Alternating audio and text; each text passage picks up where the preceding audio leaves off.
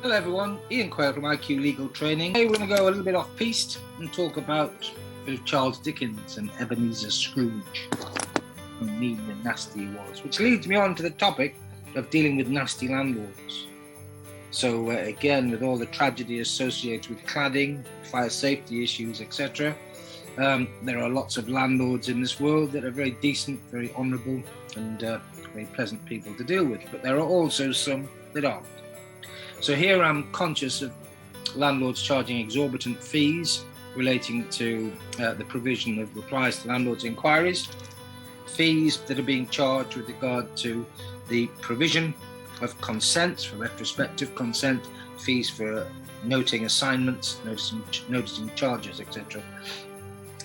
Other than the replies to landlords' inquiries, which I'll talk about in a moment or two, remember that a landlord's fees must be reasonable. Where they are administration charges, a first-tier tribunal has jurisdiction to determine their reasonableness. So if a landlord is being a bit Scrooge-like and asking for extortionate amounts of money, then it is possible to do a number of things.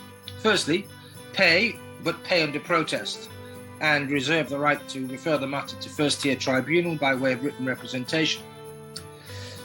Alternatively, not to pay. The danger there, of course, is that we are going to encounter difficulties, particularly with regard to fees for retrospective consent, with regard to our transaction proceeding.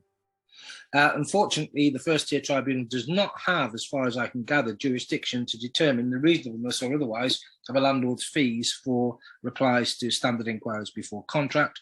Remember that the form that is utilised is changing as of the 11th of January.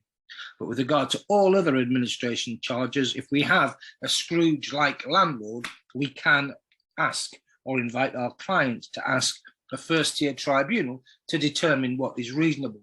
And when a tribunal is performing that function, it will ask itself, what expense does a landlord incur, in fact, as a consequence of producing a notice of assignment or a notice of charge? Or what sort of loss does a landlord actually incur where a retrospective consent for alterations is sought? Again, the tribunal's attitude is, what does it actually cost? What actual loss does a landlord suffer? And it is that and only that that is reasonable and is capable of being covered.